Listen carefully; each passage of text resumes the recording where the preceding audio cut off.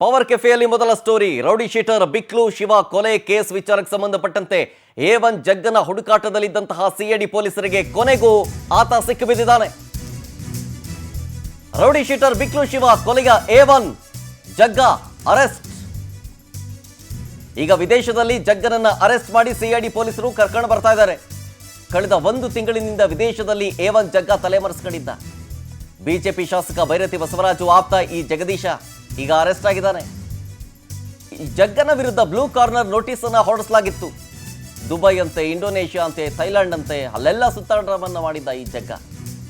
ಬಿಕ್ಲು ಶಿವನ ಕೊಲೆಯಾದ ದಿನವೇ ಎಸ್ಕೇಪ್ ಆಗಿದ್ದ ಈ ಜಗ್ಗ ಸದ್ಯ ವಿದೇಶದಲ್ಲಿ ಬಂಧಿಸಿ ಬೆಂಗಳೂರಿಗೆ ಕರ್ಕೊಂಡು ಬರ್ತಾ ಇದ್ದಾರೆ ಸಿಐಡಿ ಪೊಲೀಸರು.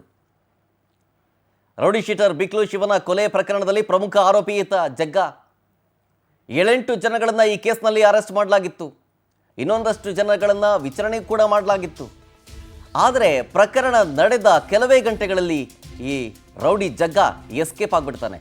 ಪಕ್ಕಾ ಪ್ಲಾನ್ ಮಾಡಿಕೊಂಡು ಈ ಕೃತ್ಯ ಎಸಗೋದಕ್ಕೆ ಕೊಲೆ ಮಾಡಿದ ನಂತರ ಹೆಂಗೆ ಎಸ್ಕೇಪ್ ಆಗಬೇಕು ಅಂತೇಳಿ ಮುಂಚೆನೇ ಡಿಸೈಡ್ ಮಾಡಿದ್ದ ಜಗ್ಗ. ಜೊತೆಗೆ ದುಬೈ, ಇಂಡೋನೇಷ್ಯಾ, ಥೈಲ್ಯಾಂಡು ಹಿಂಗಂತೇಳಿ ಸುತ್ತಾಟವನ್ನು ಮಾಡ್ತಾ ಇದ್ದ ಜಗ್ಗ, ಯಾರ ಕೈಗೂ ಸಿಗಬಾರದು ಅಂತ. ಜೊತೆಗೆ ಬ್ಲೂ ಕಾರ್ನರ್ ನೋಟಿಸ್ ಕೂಡ ಹೊರಡಿಸಲಾಗಿತ್ತು. ಮೊದಲಿಗೆ ಥೈಲ್ಯಾಂಡಲ್ಲಿದ್ದಾನೆಂತೆ ಈ ಬಿಕ್ಲು ಶಿವನ ಮರ್ಡರ್ ಕೇಸ್ನ ಪ್ರಮುಖ ಆರೋಪಿ ಜಗದೀಶ ಅನ್ನೋದು ಗೊತ್ತಾಗಿತ್ತು. ತದನಂತರ ಇಂಡೋನೇಷ್ಯಾಗೆ ಎಸ್ಕೇಪ್ ಆಗಿದ್ದಾನೆ ಅನ್ನೋದಿತ್ತು. ಹೀಗೆ ಈಗ ಕಡೆಗೂ ಅರೆಸ್ಟ್ ಮಾಡಿದ್ದಾರೆ ಜಗ್ಗನನ್ನ. ಡೀಟೇಲ್ಸ್ ಕೊಡ್ತಾರೆ ನಮ್ಮ ಪ್ರತಿನಿಧಿ ವೆಂಕಟೇಶ್ ಲೈವ್ನಲ್ಲಿ.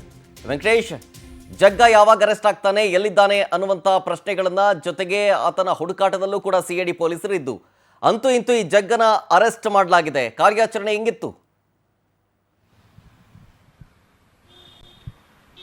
ಶರತ್, ಏನೇ ಒಂದು ಬಿಕ್ಲ ಶಿವ ಕೊಲೆ ಪ್ರಕರಣದ A1 ಆರೋಪಿಯಾಗಿದ್ದಂತಹ ಜಗದೀಶ್ ಅಲಿಯಸ್ ಜಗ್ಗ ಕೂಡ ತಲೆಮರೆಸಿಕೊಂಡಿದ್ದ. ಕೊಲೆ ಆಗಿದ್ದ ಮರುಕ್ಷಣನೇ ಆತ ಎಸ್ಕೇಪ್ ಆಗಿದ್ದ. ಅದಾದ ಬಳಿಕ ಆತನನ್ನು ಬಂಧನ ಮಾಡೋದಕ್ಕೆ ಭಾರತೀನಗರ ಪೊಲೀಸರು ವಿಶೇಷ ಟೀಮ್ಗಳನ್ನು ಕೂಡ ರಚನೆ ಮಾಡಿದ್ರು. ಆದರೆ ಆತ ಎಲ್ಲಿದ್ದಾನೆ ಏನು ಅನ್ನೋದ್ರ ಬಗ್ಗೆ ಯಾವುದೇ ರೀತಿಯಾದಂಥ ಮಾಹಿತಿಗಳು ಕೂಡ ಲಭ್ಯ ಇರಲಿಲ್ಲ.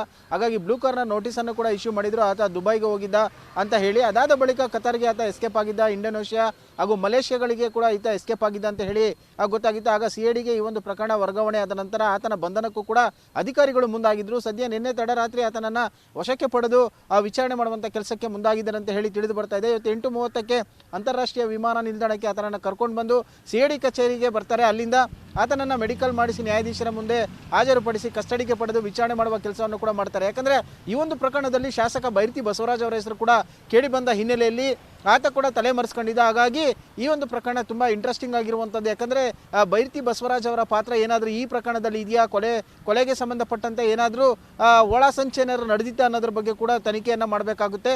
ಆದರೆ ಈ ಒಂದು ಪ್ರಕರಣದಲ್ಲಿ ಭೈರತಿ ಬಸವರಾಜ್ ಅವರನ್ನ ಬಲವಂತದ ಕ್ರಮ ಬೇಡ ಅಂತ ಹೇಳಿ ನ್ಯಾಯಾಲಯವು ಕೂಡ ಒಂದು ಆದೇಶವನ್ನು ಕೊಟ್ಟ ಹಿನ್ನೆಲೆಯಲ್ಲಿ ಅವರಿಗೆ ಕೂಡ ರಿಲೀಫ್ ಸಿಕ್ಕಿತ್ತು. ಇಲ್ಲ ಅಂತ ಹೇಳಿದ್ರೆ ಸಿಐಡಿ ಅಧಿಕಾರಿಗಳು ಅವರನ್ನು ಕೂಡ ನೋಟಿಸ್ ಕೊಟ್ಟು ವಿಚಾರಣೆಗೆ ಕರೆಸುವ ಸಾಧ್ಯತೆ ಇತ್ತು. ಒಂದು ವೇಳೆ ಏನಾದರೂ ಇವರು ಕೂಡ ಪಾತ್ರ ಇದೆ ಅಂತ ಹೇಳಿದರೆ ಅವ್ರನ್ನೂ ಕೂಡ ಅರೆಸ್ಟ್ ಮಾಡಿಕೊಳ್ಳುವ ಸಾಧ್ಯತೆಗಳು ಕೂಡ ಇತ್ತು. ಆದರೆ ಈಗ ಜಗ್ಗ ಸಿಕ್ಕಿರೋದ್ರಿಂದಾಗಿ ಈ ಪ್ರಕರಣದ ಅಲ್ಲಿ ಯಾರ್ಯಾರು ಭಾಗಿಯಾಗಿದ್ದಾರೆ, ಶಾಸಕರ ಪಾತ್ರ ಏನಾದರೂ ಇದೆಯಾ, ಇದಕ್ಕೆ ಫಂಡ್ ಮಾಡಿರೋದು ಯಾರು, ಯಾವ ಉದ್ದೇಶಕ್ಕೋಸ್ಕರ ಹತ್ಯೆ ಆಯಿತು ಅನ್ನೋದನ್ನು ಕೂಡ ತನಿಖೆಯನ್ನು ಮಾಡ್ತಾರೆ.